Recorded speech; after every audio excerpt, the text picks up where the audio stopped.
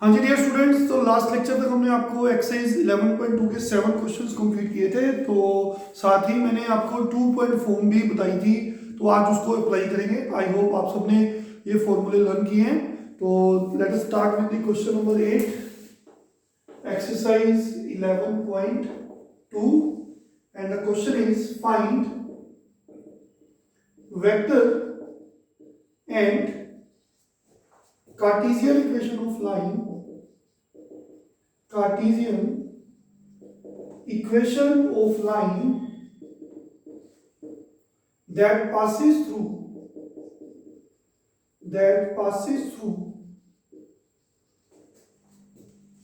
origin and 5 minus 2 and 3. So we have to find the vector as well as Cartesian equation of a line that passes through origin and this. तो हम जानते हैं हमें line की equation निकालनी है जो 2 पॉइंट से पास कर रही है। तो लास्ट लेक्चर में हमने आपको बताया था 2 पॉइंट फॉर्म, तो लिखेंगे equation of line passing through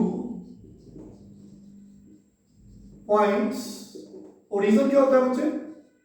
जिसके कोऑर्डिनेट्स 0 0 0 होते हैं, and 5 minus 2 3 is given by, याद करिए क्या फार्मूला बताया था मैंने, ये फार्मूला था ना बच्चे, x minus x1, y minus y1, z minus z1, तो नीचे क्या था x2 minus x1, y2 minus y1, z2 minus z1।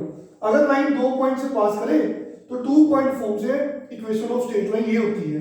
तो ये x1, ये y1, ये z1, ये x2, ये y2, z2। आप लिख सकते हो x1 0, y1 0, z1 0, x2 5, y2 minus 2 and z2 3। तो बच्चे putting the values we have 0 0 and 0। तो नीचे क्या है x2 minus x1, 5 minus 0 5, minus 2 minus 0 minus 2, 3 minus 0 3। So therefore we have the required equation of line in Cartesian form। ये Cartesian form में हम बता चुके हैं, जो इक्वेशन x y z में होती है वो Cartesian इक्वेशन होती है। तो ये 1 पॉइंट फॉर्म से हमने लाइन की इक्वेशन निकाल ली, Cartesian फॉर्म। अब हमारी है वेक्टर फॉर्म की, क्योंकि उन्होंने दोनों पूछी है। तो वेक्टर फॉर्म से इक्वेशन ऑफ लाइन हम जानते हैं क्या फार्मूला था 2 पॉइंट फॉर्म का, r vector equal to a vector plus lambda times b vector minus a vector. तो अगर लाइन 2 पॉइंट से पास करे तो उसकी इक्वेशन 2 पॉइंट फॉर्म से वेक्टर फॉर्म ये वाली होती है। तो फिर इसको स्टोर कर लेते हैं, क्योंकि हमें a वेक्टर निकालना है। a वेक्टर कौन सा होता है? ये जो x1 y1 z1 पॉइंट है उसका पोजीशन वेक्टर, मतलब पोजीशन वेक्टर कैसे तैयार किया जाता है? x1 के साथ i, y1 के साथ j, z1 के साथ k। तो ये वेक्टर क्या बन जाएगा? हाँ जी, 0i plus 0j plus 0k, ठीक है। एंड b वेक्टर कौन सा होता है? ये जो सेकंड पॉइंट होता है ना बच्चों, सेकंड पॉइंट ये वाला, लाइन पासिंग थ्रू 2 पॉइंट्स, ये x1 y1 z1 ये a vector, x2 y2 z2 ये b वेक्टर। तो b वेक्टर कौन है? x2i plus y2j plus z2k। तो पुटिंग द वैल्यूज तो कितनी आ जाएगी? 5i minus 2j plus 3k, खत्म। तो देयरफॉर लास्ट में क्या लिखेंगे? From equation number 1 our equation of required line is क्या बनेगी? r वेक्टर में r ही रहना है, a वेक्टर की जगह पे 0। तो बच्चों 0 पुट करो चाहे ना करो एक ही चीज है, ठीक है। इसको रहने भी दो क्योंकि ये 0 है, सारा कुछ 0 वेक्टर है।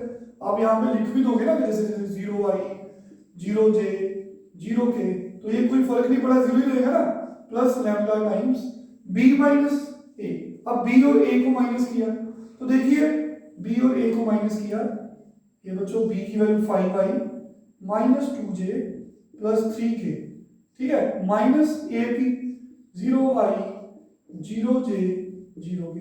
तो फाइनली आंसर क्या बनेगा, मैं यहां लिख रहा हूं, तो आंसर क्या आ गया, आर वेक्टर, इसको छोड़ दीजिए क्योंकि ये जीरो है, जीरो वेक्टर है, छोड़ो, तो ये बन गया लैम्डा, ये भी 5 माइनस 0 5 माइनस 2 माइनस 0 -2, तो इसमें से जीरो वेक्टर माइनस करोगे तो यही वेक्टर आएगा, वो कौन सा है, तो final answer is this one. I hope clear है सबको, काफी इजी क्वेश्चंस हैं, तो this is the answer, this is question number 8।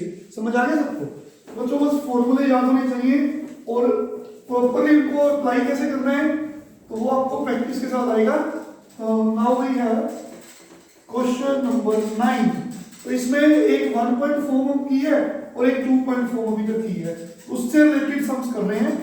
तो लिखिए क्वेश्चन नंबर 9, बिल्कुल सेम क्वेश्चन, क्वेश्चन नंबर 8 जैसा। Find the vector and Cartesian equation of line passing through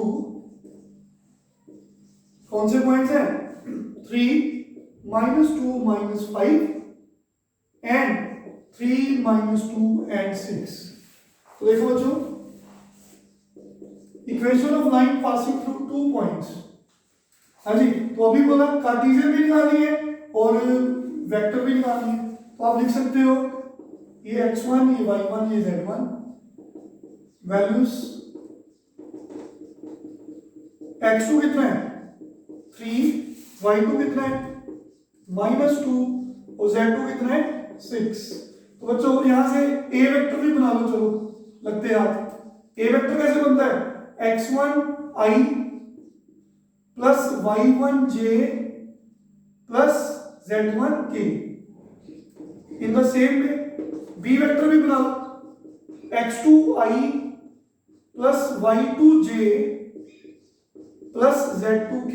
तो दोनों forms Cartesian form, equation of line passing through 2 points is given by formula x minus x1 y minus y1 z minus z1। नीचे x2 minus x1, यहाँ पे y2 minus y1, यहाँ पे z2 minus z1। It implies that, तो बच्चों x1 कितना है, ये देखिए 3, पुटिंग द वैल्यूज, नीचे है x2 minus x1, तो 3 में हाँ जी 3 माइनस कर दीजिए 0, equal to y minus y1, y1 कितना है -2, तो ये प्लस हो जाएगा, नीचे लिखना है आपको y2 minus y1, -2 में हाँ जी प्लस हो जाएगा ना, ये भी 0 बन जाएगा, चेक कर लो, z minus z1, तो z minus z1 ये माइनस माइनस प्लस हो जाएगा और नीचे लिखना है z2 minus z1। आई होप क्लियर सबको, z2 में z1 माइनस करना है, तो ये बन जाएगा,